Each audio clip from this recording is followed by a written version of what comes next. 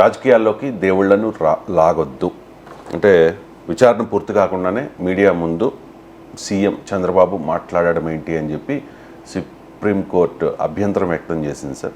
So laddu వ్యవహారంలో supreme court వ్యాఖ్యలు తెలుగుదేశం పార్టీకి ఇబ్బందికరంగా మారాయా? అంటే ఈ రాజకీయంగా ఇప్పుడు దీని తీర్పు కాదు కనుక ఇప్పటికిప్పుడు మనం ఇబ్బంది అనలేం, కానీ డిఫెన్స్లో అయితే పడేస్తాయి.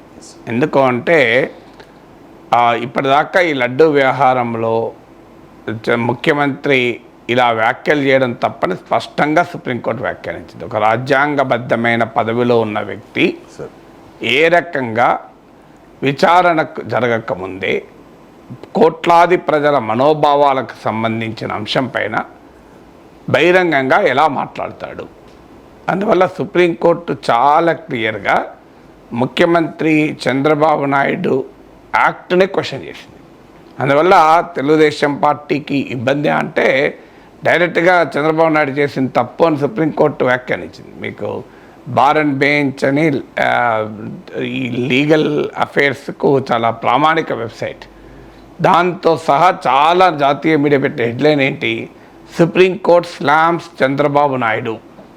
అంటే సుప్రీంకోర్టు చురకలంటించింది చంద్రబాబు నాయుడుకు, ఇంకాస్త ఎక్కువైతే చీవాట్లు పెట్టింది అనేది చాలా పెద్ద పదం. కానీ చురకలంటించిందని మాత్రం జాతీయ మీడియా హెడ్లైన్స్. ఇది మీకు మన లోకల్ మీడియా అంటే అటు ఆ పార్టీ ఈ పార్టీ గోళ్ళలో ఉంటాయి. సో మనకి వాళ్ళ తెలుగు పత్రికల కవరేజ్ చూస్తేనే అర్థమవుతుంది ఏ అంశం పైకి వచ్చింది, ఏ అంశం లోపలికి దాచేశారు అన్నది. సో కానీ నేషనల్ మీడియాకు ఇప్పుడు బార్ అండ్ బెంచ్, లైవ్ లా ఇవి ప్యూర్లీ వారికి పాలిటిక్స్ సంబంధం లేదు. సుప్రీంకోర్టు, హైకోర్టు జడ్జిమెంట్లను కవర్ చేసే వెబ్సైట్లు. So supreme court slams Chandrababu Naidu అన్నారు. అంటే సుప్రీంకోర్టు ఫస్ట్ అంశము ముఖ్యమంత్రి వ్యవహార సరళిని సీరియస్గా తప్పుపట్టింది. అంటే ఎందుకు తప్పుపట్టింది అంటే కోట్లాది ప్రజల మనోభావాలకు సంబంధించిన అంశంలో మీరు విచారణ కూడా పూర్తి కాకముందు కంక్లూజివ్గా అంటే ఖచ్చితంగా ఇది కల్తీ అయింది అని తేలకముందు బహిరంగంగా ఎలా ప్రకటనలు చేస్తారు? ఇది ముఖ్యమంత్రి వ్యవహార సరళిని సూటిగా సుప్రీంకోర్టు అడిగింది.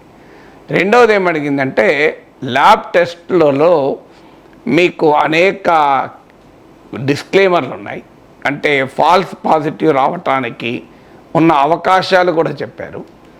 మరి మాకైతే ఈ రిపోర్ట్ చూస్తే కంక్లూజివ్గా అంటే కల్తీ ఖచ్చితంగా జరిగిందని అని ప్రైమా ఫేసి ప్రాథమికంగా నిర్ధారణకు రాలేకపోతున్నాం. అనుమానాలు వ్యక్తం చేసింది మీరు విచారణ ఆదేశించారు, కానీ కంక్లూజివ్గా లేకముందే మీరు కల్తీ అయిపోయిందని ఎలా చెప్తారు?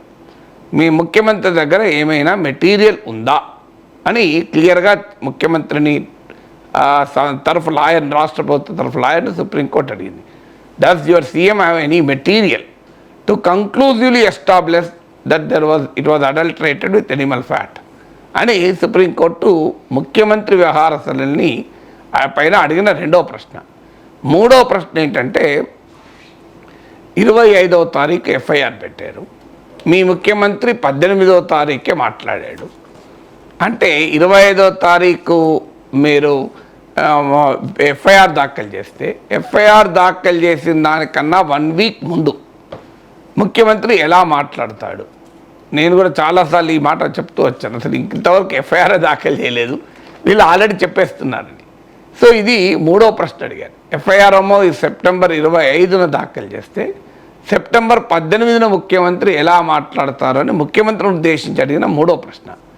నాలుగో ప్రశ్న ఏంటంటే అసలు ఒక విచారణ మీరే ఆదేశించారు, you have order for the investigation and now you are already speaking.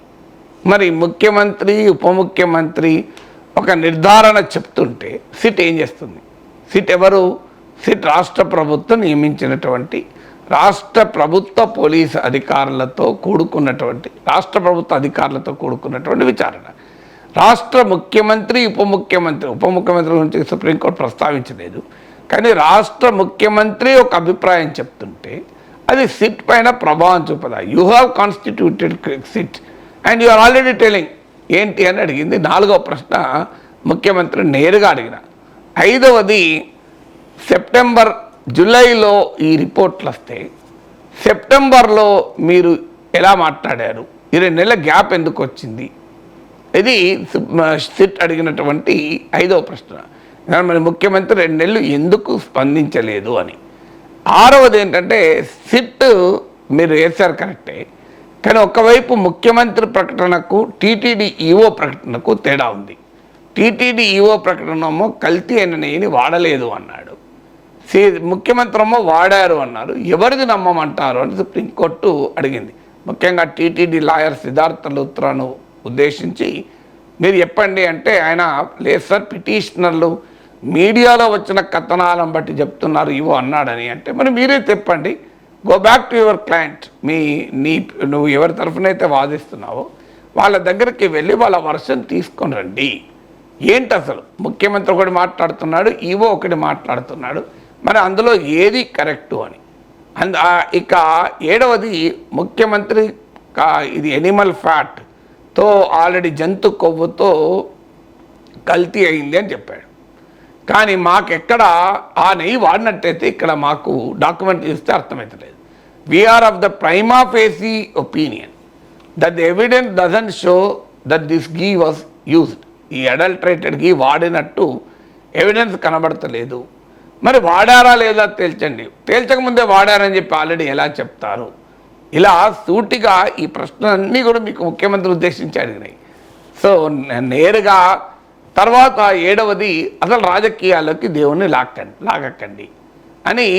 ఇది కూడా ఎవరిని ఉద్దేశించింది మరి క్లియర్గా అర్థమవుతుంది. రాజకీయాల్లో దేవుణ్ణి లాగకండి అంటే అది సీఎం కావచ్చు, డిప్యూటీ సీఎం కావచ్చు, పొలిటీషియన్లు అందరికీ వర్తిస్తుంది. మీరు రాజకీయాల్లోకి దేవుణ్ణి లాగకండి అని క్లియర్గా అడిగింది. అందువల్ల డెఫినెట్గా ఇవన్నీ ఆన్సర్ చేయాల్సిన ప్రశ్నలే కదా. ఇప్పుడు వైఎస్ఆర్సీపీ వాళ్ళంటే వాళ్ళని ఎలాగైనా అటాక్ చేస్తారు. ఆ జగన్మోహన్ రెడ్డి క్రిస్టియను, ఆయన అదే చేస్తారు అంటారు. నాగేశ్వర్ అంటాడు అడిగితే ఇదే ప్రశ్నలు నేను అడిగాను. వైఎస్ఆర్ కాంగ్రెస్ పార్టీ అడిగింది పక్కకు పెడదాం, ఎందుకంటే వాళ్ళ ఆరోపణలు ఎదుర్కొంటున్న వారు కనుక వాళ్ళు అడిగిన ప్రశ్నలకు అంతటి వాల్యూ ఉండదు. కానీ నాలాంటి వాళ్ళు అడిగితే ఏమన్నారు, ట్రోల్ చేశారు. ఇప్పుడు సుప్రీంకోర్టు ట్రోల్ చేస్తారా? ఇప్పుడు చంద్రబాబు నాయుడునే తప్పు పట్టింది సుప్రీంకోర్టు, చంద్రబాబు నాయుడునే డిఫెన్స్లో పడేసింది సుప్రీంకోర్టు. ఇలా మరి సుప్రీంకోర్టు కూడా ట్రోల్ చేస్తారా? సుప్రీంకోర్టు కూడా అటాక్ చేస్తారా?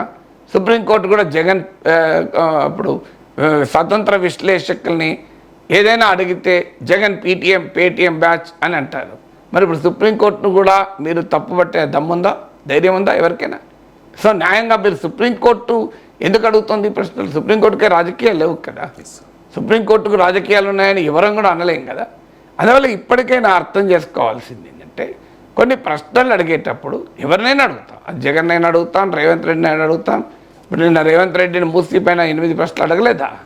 సో అది అడగటానికి కేసీఆర్ నన్ను అడిగాం, ఎవరిని అడుగుతాం. అడగడమే అనేది మా ధర్మం, జర్నలిస్ట్గా ఉండాల్సిన బాధ్యత అడగడం.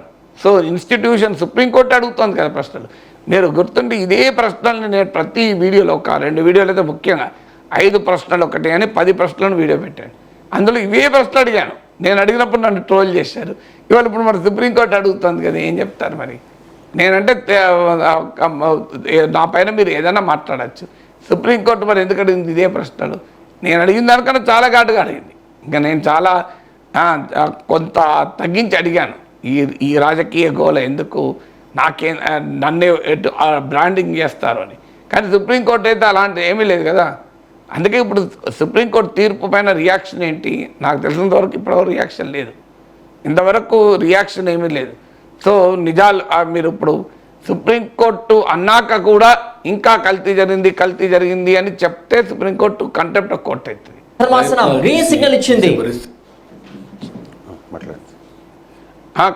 కంటెంప్ట్ ఆఫ్ కోర్ట్ అవుతుంది అది. సో అందువల్ల చూద్దాం, సుప్రీంకోర్టు ఇంకా విచారణ, అప్పుడు మళ్ళీ రేపు కూడా విచారణ ఉంది. సో ఇంకా తీర్పు రావాల్సింది. బట్ ఇప్పటికైతే ఇండికేషన్ చాలా క్లియర్గా ఈ ప్రాసెస్ పైన సీరియస్గా క్వశ్చన్ చేసింది. ఇప్పుడు కల్తీ జరిగిందా లేదా నాకు తెలియదు, కానీ నేను డే 1 నుంచి ఏం చెప్తున్నాను, నేను ఒకటే చెప్పాను, అయ్యా ఇది కోట్లాది ప్రజల విశ్వాసాలకు సంబంధించింది, దీనిపైన రాజకీయ రచ్చవద్దు, మొదలు సైంటిఫిక్గా ఎస్టాబ్లిష్ చేద్దాం, ఒక ల్యాబ్ కాకపోతే 2వ ల్యాబ్ పంపండి అని చెప్పాను. మీరు ఇవాళ సుప్రీంకోర్టుని ఏమడిగింది అదే అడిగింది.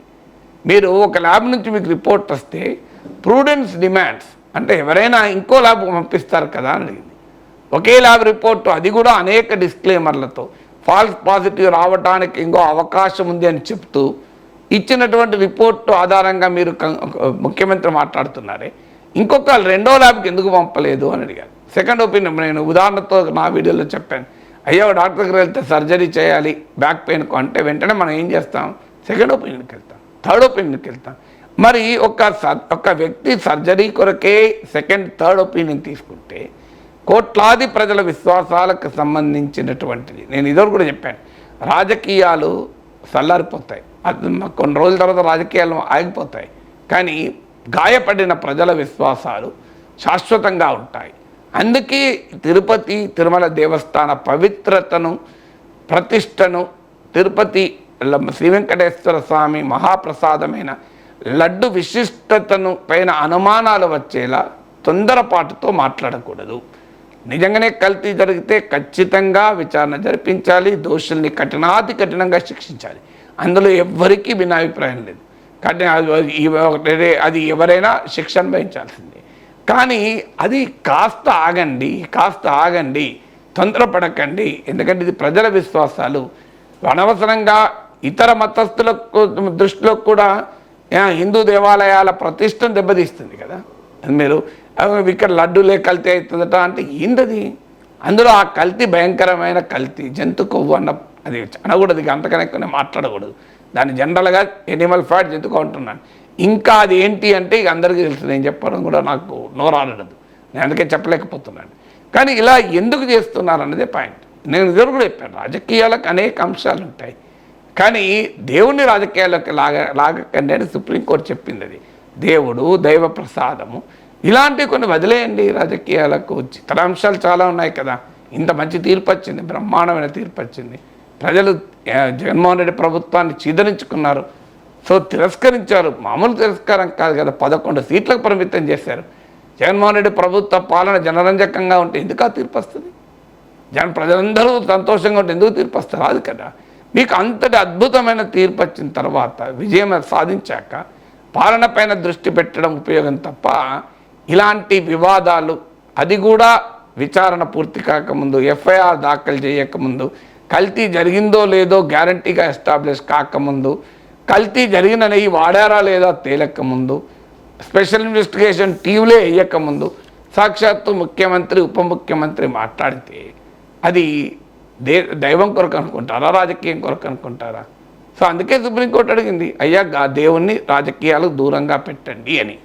సో అందువల్ల ఇవాళ ఏ పార్టీ డిఫెన్స్లో పడుతుంది, ఏ పార్టీ అఫెన్స్లోకి వస్తుంది అన్నది నాకు అనవసరం. అది ఏ పార్టీకి లాభము, ఏ పార్టీకి నష్టము, ఏ పార్టీ అయితే అన్నీ ఒకే తాను ముక్కలే నా దృష్టిలో. సమస్య అది కాదు. సమస్య ఏంటి? మీరు దేవుని ప్రసాదము తిరుపతి లడ్డు, దాని గొప్పతనం ఏంటి? కోట్లాది మంది ప్రజలకు ఆ లడ్డూతో ఉన్నటువంటి విశ్వాసం ఏంటి? వీటిని పరిగణలోకి తీసుకోకుండా ఏదో సాధారణంగా రెస్టారెంట్లలో కల్తీ అయినట్లు, తిరుమల కల్తీ అయినట్లు ఒక జనరల్గా మాట్లాడుకుంటూ పోతే అది ఏ రకంగా దాన్ని ఎక్కడికెక్కడికో తీసుకెళ్ళి అసలు సనాతన ధర్మానికే ప్రమాదం ఏర్పడింది అని, ఇక లడ్డే కల్తీ అయిందో లేదో తెలియదు, సనాతన ధర్మానికి ప్రమాదం ఏర్పడింది అని పవన్ కళ్యాణ్ స్టేట్మెంట్లు ఇచ్చి ధర్మ పరిరక్షణ బోర్డులు ఏర్పాటు చేయాలని ఆల్రెడీ తిరుపతిలో మహాశాంతి యాగం కూడా చేశారు. ఇప్పుడు మరి సుప్రీంకోర్టు కల్తీ జరగలేదు అని చెప్తే ఏంటన్నట్టు? దానికి మళ్ళీ తిరుపతిలో ఆల్రెడీ చేసేసారు కదా, ప్రాయచిత్త దీక్షలు చేశారు. ఇంత అవసరమా అని నా అభిప్రాయం. కాస్త ఆగనుంటాయి, కాస్త ఇంకో ల్యాబ్కు 2 ల్యాబ్లకు పంపనుంటాయి. ఒక సిట్ వేసారు కదా, ఎలాగో దానిపైన విచారణ రానియనుంటాయి. నిజంగా కల్తీ జరిగిందా, జరిగితే ఆ నెయ్యి వాడారా లేదా, ఆ కల్తీ ఎందుకు జరిగింది, ఎవరు దానికి కారణం, వాళ్ళ సంగతి తేల్చాల్సి ఉండే కదా. సో అవి ఏమీ తేల్చకుండా తొందరపడి వ్యాఖ్యానాలు చేసి ఇలా సుప్రీంకోర్టు ఈ స్థాయిలో కామెంట్ చేశాక మళ్ళీ ఇక మౌనం పాటిస్తే రాజకీయాల్లో ఏమనుకోవాలి?